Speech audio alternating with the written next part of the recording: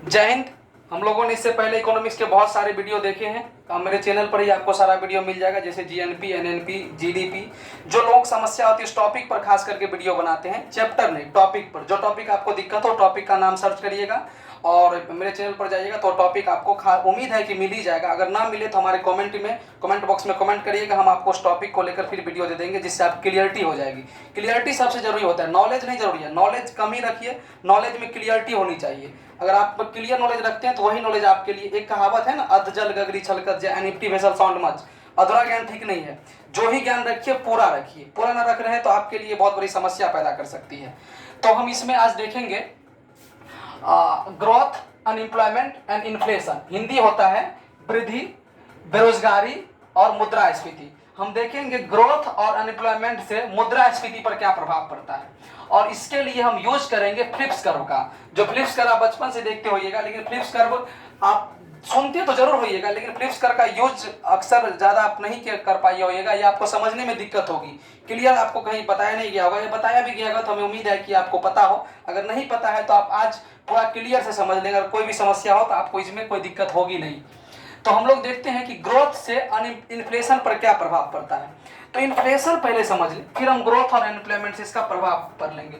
Inflation का हम shortcut में आप सबको समझाएंगे। इस टॉपिक का मकसद है फ्लिप्स कर्व। इस टॉपिक का मकसद इन्फ्लेशन नहीं है। अगर इन्फ्लेशन में आपको दिक्कत हो तो कमेंट करिएगा, मैं इन्फ्लेशन पर एक सिंगल वीडियो इन्फ्लेशन पर लेके आऊंगा, तो उसमें आपको पूरा एग्जांपल के साथ क्लियर कर दूंगा। इन्फ्लेशन का मतलब अभी शॉर्ट में बताऊं आपको, तो इसका मतलब होता है मुद्रा का वैल्यू कम हो जाना।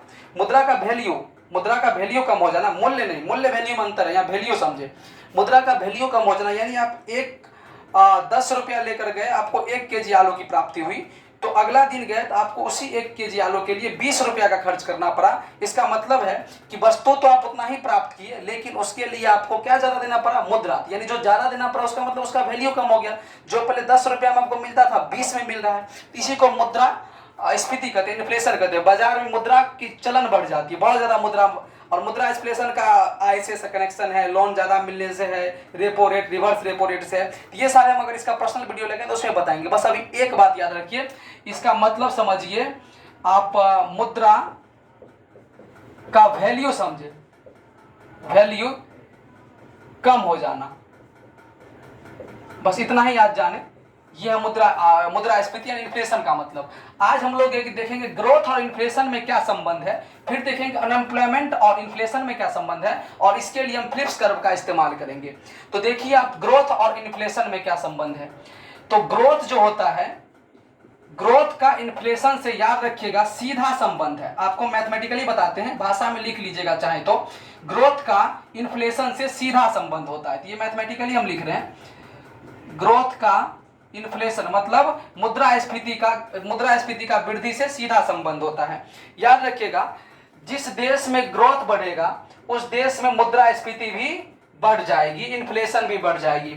यानी मान लीजिए किसी भी देश का ग्रोथ बढ़ रहा है, ग्रोथ का वीडियो हम बनाए हैं। ग्रोथ बढ़ने का मतलब होता है उस देश का आय और उत्पादन बढ़ रहा है। याद रखिएगा, ग्रोथ बढ़ने का मतलब होता है आय एंड और समझ लीजिए उत्पादन, आय और उत्पादन में वृद्धि। ग्रोथ का मतलब क्या होता है, आय और उत्पादन में वृद्धि। ग्रोथ बढ़ रहा है यानी आपका उस देश के क्या बढ़ रहा है, उस देश का आय और उत्पादन बढ़ रहा है। तो याद रखिएगा, जब व्यक्ति में आय बढ़ेगी, याद रखिए अभी बताया था, जब आय बढ़ेगी तो लोगों के पास पैसा ज्यादा आएगा।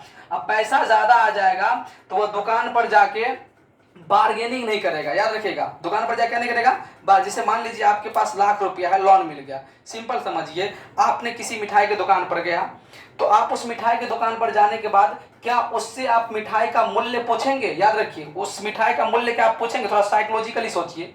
नहीं पूछेंगे, सीधे जाएंगे और कहिएगा कि चलो 1 केजी मिठाई दे दो, मुझे मिठाई चाहिए, जो पसंद हो वो मिठाई लीजिएगा बिना रेट पूछे। ठीक, आप इसको उल्टा समझिए, आपके पॉकेट में मात्र 100 रुपया है और आप उसी मिठाई की दुकान पर गए, आपको वही मिठाई पसंद है जो आप लाख रुपया में आया था। आप क्या उस मिठाई का मूल्य पूछेंगे या नहीं, मुझे बताएं। आप उस मिठाई का मूल्य जरूर पूछेंगे, मुझे उम्मीद है। जब उस मिठाई का मूल्य आप पूछेंगे तो मूल्य पूछने से आपको ज्यादा लगेगा, आप उससे क्या करेंगे, बार्गेनिंग यानी मोल मोलाई जरूर करेंगे। जब मोल मोलाई करेंगे उससे, तो इससे क्या पता चल जाएगा आपका, तो मोल मोलाई करने के बाद उस व्यक्ति की अंदर ये हिम्मत नहीं होगी कि वह मिठाई का रेट उससे ज्यादा बढ़ाए। वो लागत लेगा तो बढ़ा लेगा, नॉर्मल समझे, उसका मूल्य नहीं बढ़ाएगा। लेकिन अगर सभी व्यक्ति के पास पैसा बढ़ जाएगा, यानी मार्केट में तरलता बढ़ जाएगी, तो याद रखिए मार्केट में तरलता बढ़ जाएगी तो लोग क्या करेंगे, लोगों के पास लोन मिल जाएगी, सस्ते लोन मिलेंगे, लोग लोन लेंगे, लोगों के पास पैसा आ जाएगी। और जब लोगों के पास पैसा आ जाएंगे दोस्तों, वो लोग क्या करेगा, फिर वो जाके मार्केट में बार्गेनिंग बंद करेगा। और जब बार्गेनिंग बंद करेगा तो दुकानदार क्या करेंगे, कीमत को बढ़ाते रहेंगे, क्योंकि उसका सेल हो रहा है। और सेल जब ज्यादा हो रहा है, प्रोडक्शन कम हो रही है, प्रोडक्शन उतना ही हो रहा है, तो सेल ज्यादा होने से वो क्या करती है, कीमत को बढ़ा देती है। तो इससे क्या हो जाएगी, मार्केट में कीमत बढ़ेगी। याद रखिए, जब किसी वस्तु का कीमत बढ़ा, इसी का तो मतलब है इन्फ्लेशन बढ़ना।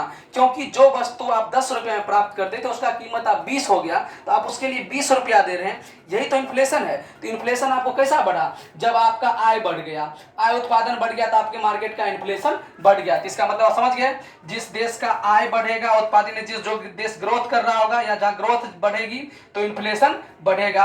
ग्रोथ और इन्फ्लेशन का सीधा संबंध है। नहीं तो हम इसे एक ग्राफ के माध्यम से दिखा सकते हैं आपको, कोई दिक्कत नहीं है, नॉर्मल सा ग्राफ है, देख लीजिए। मान लेते हैं हम ये ग्रोथ का, ये ग्रोथ है, और ये आपका क्या है बाबू, ये है इन्फ्लेशन। देखिए ये क्या है, इन्फ्लेशन। देखिए अब इसमें क्या हो जाएगी, ग्रोथ बढ़ेगी, याद रखिएगा, ग्रोथ बढ़ेगी तो इन्फ्लेशन भी बढ़ेगा। तो ये रहा इसका ग्राफ। अब यहां से आप समझ लीजिए, तो पहले यहां मान लीजिए, पहले का ये मान लीजिए, कोई दिक्कत नहीं, ये पहले था, अब समझने में आसानी होगी। अब मान लीजिए हम यहां से ग्रोथ को बढ़ा दिए, ग्रोथ यहां से यहां बढ़ गया, नंबरिंग में समझिए, नंबरिंग समझ लीजिए, A1 A2 कर लीजिए, इसको, ये अच्छा रहेगा, इसको B1 B2 कर लीजिए। अब देखिए जब यहां से हमने ग्रोथ को बढ़ाया, तो ग्रोथ को बढ़ाया तो देखिएगा आपका क्या बढ़ जाएगा, इन्फ्लेशन भी बढ़ जाएगा, यानी व्यक्ति की आय बढ़ेगी तो तरलता भी बढ़ेगी। और जब आय को मान लीजिए यहाँ पहले था, अब मान लीजिए पहले यहाँ है, A2 से A1 कर दिए, आय को घटा दीजिए, तो जब आय घट जाएगी तो स्वाभाविक है, देख रहे हैं यहां से यहां पहुंच गया, इसका मतलब इन्फ्लेशन भी घट गया। तो आय का इन्फ्लेशन से कैसा संबंध है, तो आय का इन्फ्लेशन से सीधा संबंध है। यहां तक समझ गए, एक मैंने रिलेशन बता दिया आपको, ग्रोथ और इन्फ्लेशन का क्या संबंध है, ये आप देख लिए। इसके लिए हमें फिलिप्स कर्व की इस्तेमाल करने की जरूरत नहीं होती, इसके लिए नहीं। अब हम एक देखते हैं, और अब दूसरा रिलेशन क्या है इसमें, दूसरा अनएम्प्लॉयमेंट यानी बेरोजगारी का इन्फ्लेशन से कैसा संबंध है, ये देख लेते हैं।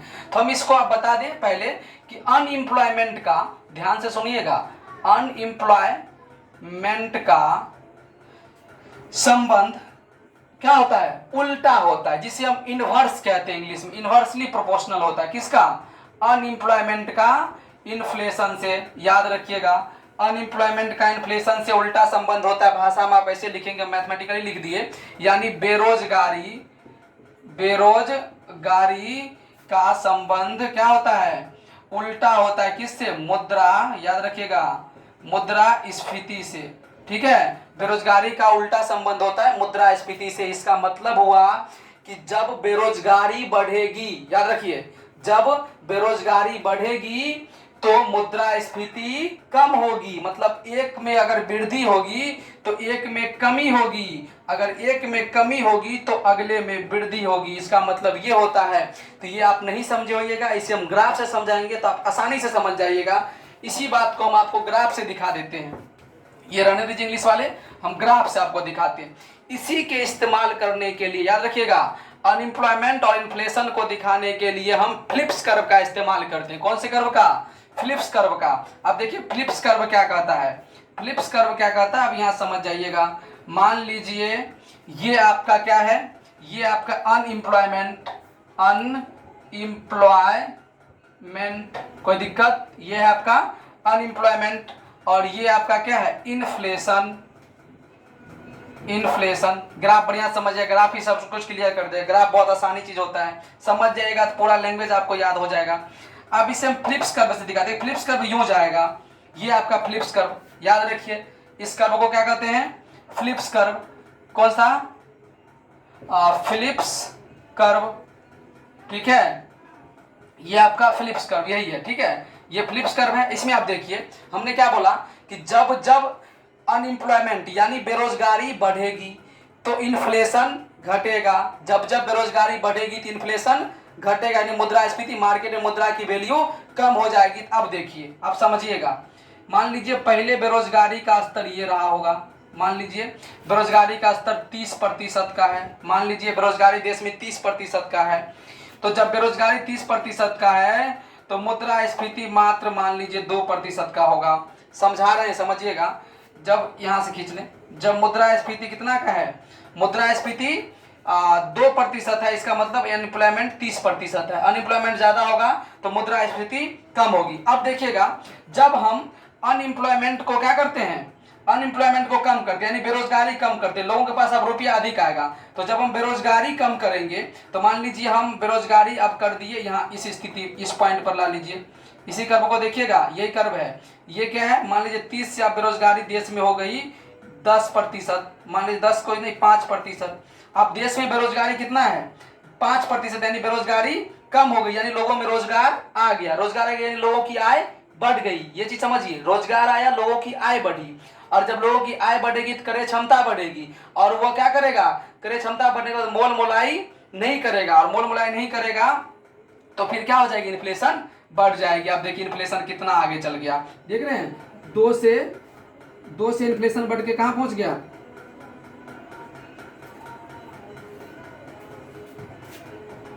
थोड़ा वीडियो में प्रॉब्लम हो गया था। अब फिर से आप देखिए, हमने क्या बोला था कि जब जब अनएम्प्लॉयमेंट कम होगा तो मतलब रोजगार बढ़ेगा। देखिए अनएम्प्लॉयमेंट कम होगा यानी रोजगार बढ़ेगा, और रोजगार बढ़ेगा तो क्या हो जाएगी, मार्केट में इन्फ्लेशन अधिक हो जाएगी। जब जब क्या हो जाएगा, रोजगार बढ़ेगा, रोजगार बढ़ने से इन्फ्लेशन क्या हो जाएगा, अधिक, यानी व्यक्ति में पैसा आएगा, पैसा आएगा तो मार्केट में क्या करेगा, बार्गेनिंग नहीं करेगा, और जब वो मार्केट में बार्गेनिंग नहीं करेगा तो मार्केट की महंगाई क्या हो जाएगी, आसमान को छू जाएगी। यानी मार्केट की जब महंगाई बढ़ेगी, उसी को मुद्रास्फीति कहते हैं।